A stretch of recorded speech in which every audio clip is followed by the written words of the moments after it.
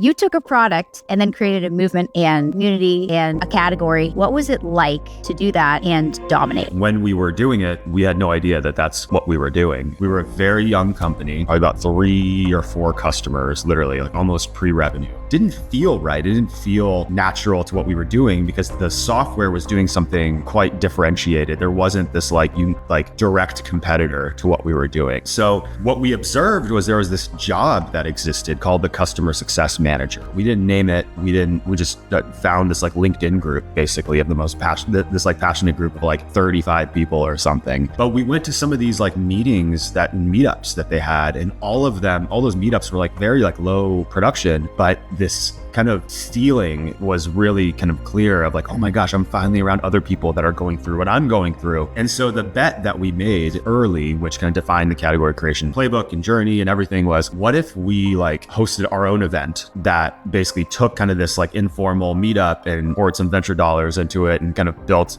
a conference. And what if it had nothing to do with our technology and all to do with this persona? Would that work? Would people come? And so we ended up getting about 300 people there in our first year. And that really validated this hypothesis that, okay, by leading with thought leadership, by serving this persona radically through content, events, community, that we felt the pull there. The customer success went from those like 35 people, whatever the number is in the Bay Area, to at one point, one of the fastest growing jobs in the world. That what you're effectively doing is building trust with this audience. And so when they're ready to buy, they're going to think of you first. And so it's very hard for our competitors over time to catch up to like, okay, how are we going to build like a conference when Gainsight has 6,000 people in Moscone? So I think that the domination kind of factor you mentioned there, I think kind of kicked in over time as we started to like really build a moat around the brand and around this community of customer success professionals.